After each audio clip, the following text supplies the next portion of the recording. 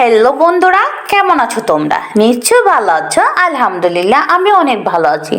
বন্ধুরা, আগে ক্লাসে তোমাদেরকে কিছু শব্দ অর্থ নিয়ে কথা বলেছিলাম।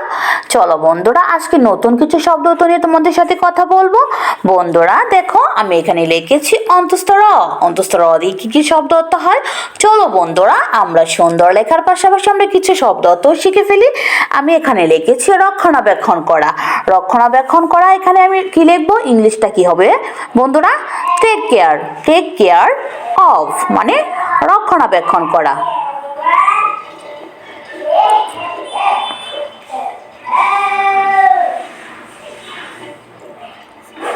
Care of.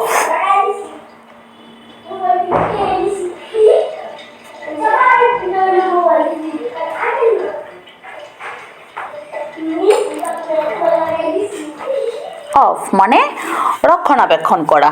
তারপর বন্ধুরা, আমি এখানে লিখেছি রপ্তানি করা। রপ্তানি করা ইংলিশটা কি হবে? এক্সপোর্ট মানে রপ্তানি করা।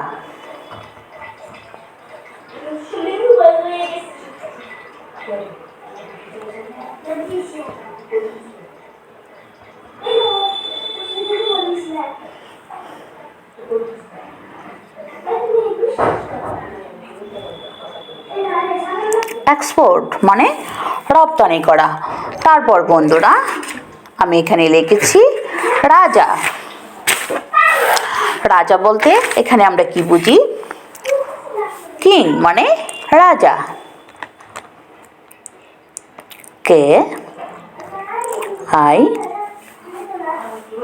এন জি, কিং মানে রাজা। তারপর বন্ধুরা, আমি এখানে লিখেছি রাজ্য। রাজ্য বলতে আমরা কি বুঝি? কিংডম মানে রাজ্য।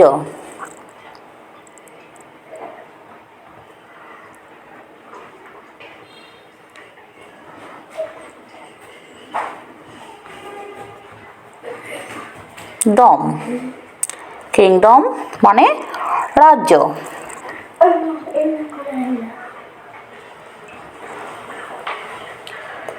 কিংডম। তারপর বন্ধুরা, আমি এখানে লিখেছি রাতারাতি।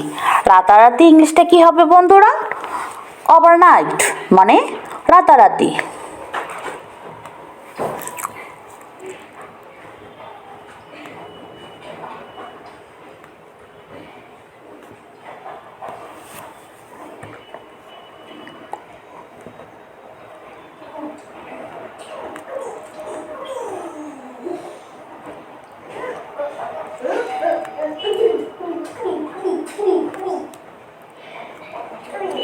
ওভারনাইট মানে রাতারাতি।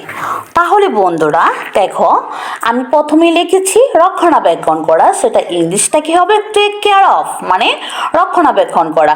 তারপর বন্ধুরা, আমি এখানে লিখেছি রপ্তানি করা। রপ্তানি করা এখানে ইংলিশটা কি হবে? এক্সপোর্ট মানে রপ্তানি করা। তারপর আমি এখানে লিখেছি রাজা মানে কিং মানে রাজা। তারপর বন্ধুরা, আমি এখানে লিখেছি রাজ্য, কিংডম মানে রাজ্য।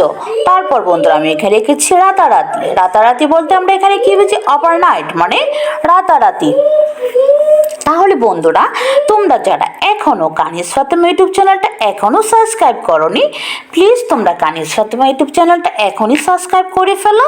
আর আমার ভিডিওতে লাইক করো, কমেন্ট করো, বেশি করে শেয়ার করে দাও। পরবর্তী নতুন আরেকটা ক্লাস নিয়ে তোমাদের সামনে আমি উপস্থিত হব। এ পর্যন্ত তোমরা অনেক ভালো থাকো, সুস্থ থাকো। আল্লাহ হাফেজ।